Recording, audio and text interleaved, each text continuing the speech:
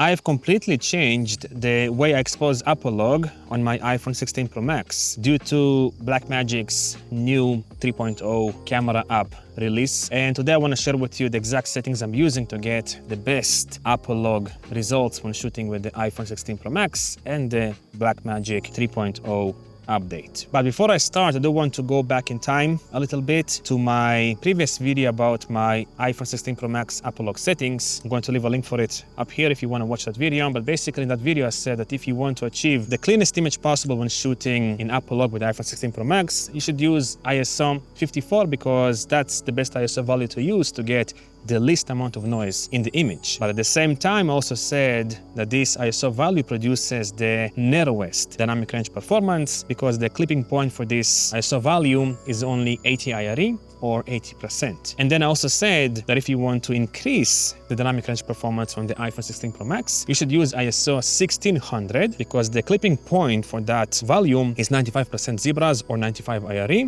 which means you get slightly more highlight information compared to ISO 54, which has a clipping point of 80% or 80 IRE. But also I said that I would not recommend using this ISO value because it produces a very noisy image, which means you will have to spend a lot of time in post-production cleaning up the shots with like noise reduction plugins and whatnot. So since then, I've been using only ISO 54 on my iPhone 16 Pro Max, and I've been pretty happy with the results, honestly. But then a couple of weeks ago, Blackmagic has released the 3.0 camera app update. I installed it on my iPhone 16 Pro Max and I was using, same settings as before pretty much. Nothing has really changed. But then one day by accident, I think I switched the zebras from like 80% to 85%. And then I'm like looking at the screen and I still see the zebras. I'm like, okay, that's weird because the clipping point, like I said, for ISO 54 should be 80%, not 85%. I'm like, oh, that's pretty interesting. Let's see if I can go higher. So I went to 90% zebras and then the zebras completely disappeared. So basically with this new update, Blackmagic increased the clipping point for ISO 54 from 80% to 85%. So you're basically gaining more information in the highlights with this new update when shooting at ISO 54. And then a couple of days went by and I was like, you know what? Maybe they also changed something with ISO 1600.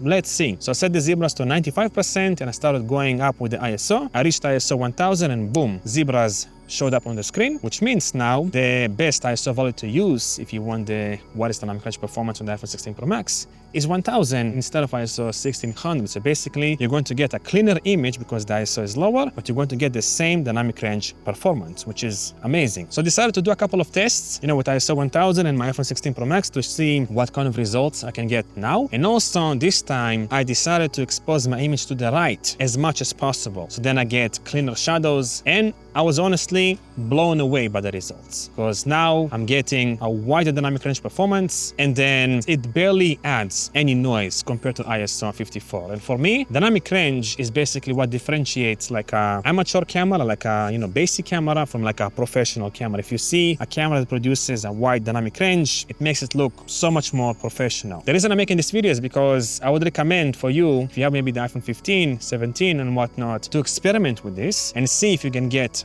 better results with your iPhone, because this has completely changed the way I'm going to shoot now with the iPhone. Like ISO 54 and 1000 is completely different. There's like exposure, but now this is the ISO. This is basically the workflow that I'm going to use with my iPhone, and I would highly recommend for you to try it out because I'm honestly pretty impressed with the dynamic range results I was able to get with ISO 1000 and my iPhone 16 Pro Max. All right, so now instead of me blubbering about all of these numbers, let me show you how it actually works in practice with the iPhone. So right now I've set the ISO to 54. I'm gonna go to my zebras. They're set to none. I'm gonna go to 75%. Zebras appear on the screen. 80%. Zebras still appear on the screen. 85%. Zebras still appear on the screen.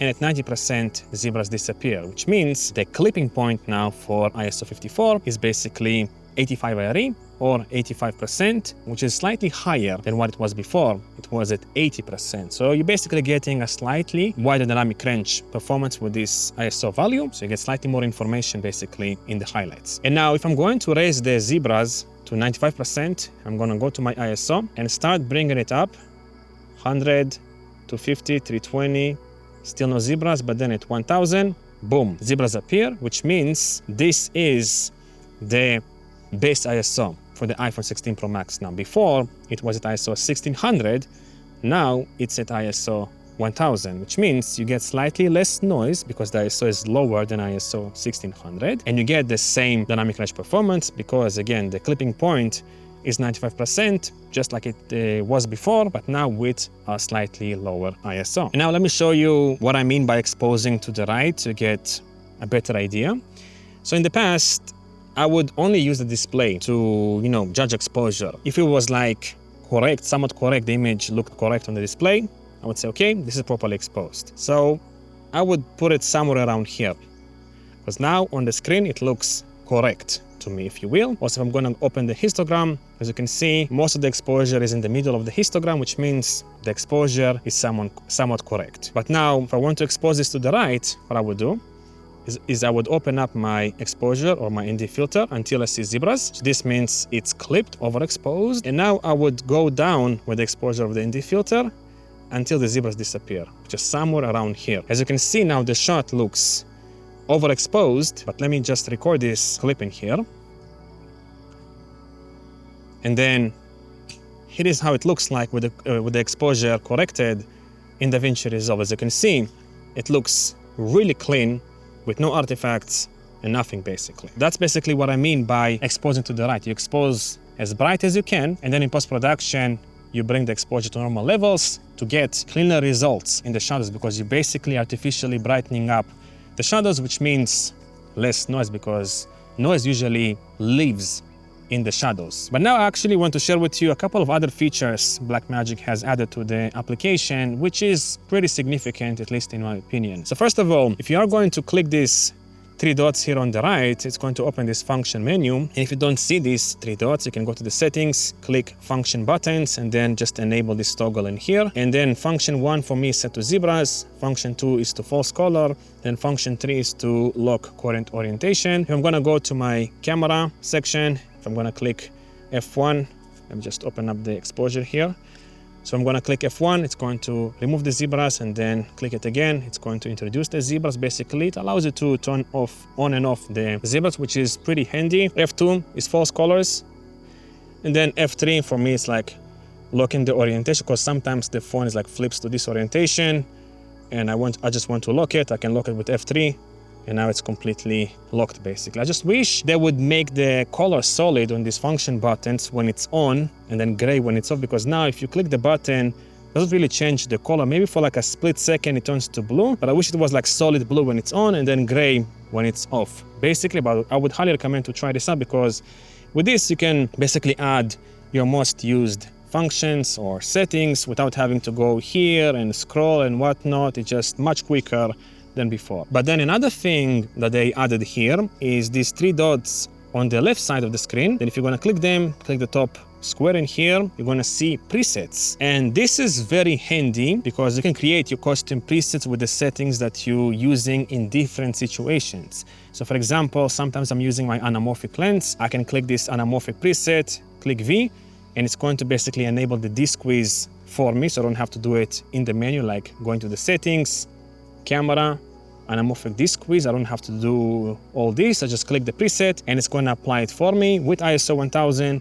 shutter unlocked at 1/50, double the frame rate, and then white balance 5200. But let's say, for example, I don't want to use the anamorphic lens. I want to switch to the normal lens. I just click the normal, click V, and boom, it switches back to normal. And let's say, for example, I'm doing like a product review and I want to use the iPhone as my overhead camera, which is my main overhead camera, by the way. I click overhead, click V, and boom, it's going to set the crop to 1.1x because that's the crop I need for my overhead shots. And also it's going to disable the stabilization because I don't need stabilization when getting overhead shots because the camera is stationary, basically, and I'm still using ISO 1000. But let's say, for example, I want slow motion. I can click these presets again, click slow motion, click V, and it's going to switch the frames per second to 100, shutter 1/200, and enable back the stabilization and whatnot. So basically I can switch between filming modes without having to go through the settings and adjust everything, which means it's just much easier to use the iPhone in different scenarios. So honestly, I'm pretty impressed with this new update release for the Blackmagic Camera application. Not only I'm getting a wider dynamic range performance with a lower ISO value, which means less noise overall, but also I'm getting these new presets options and the function button options, which makes using the iPhone as a camera a bit easier in different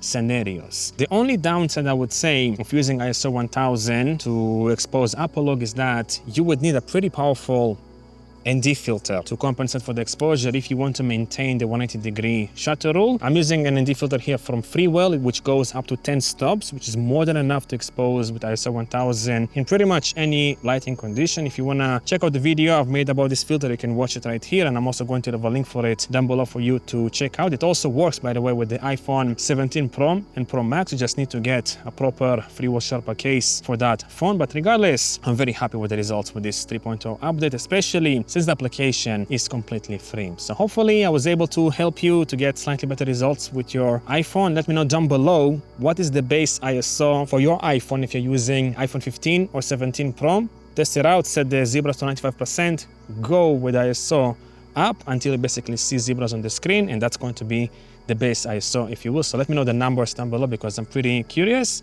And I guess I'll see you in the next video. Thanks for watching.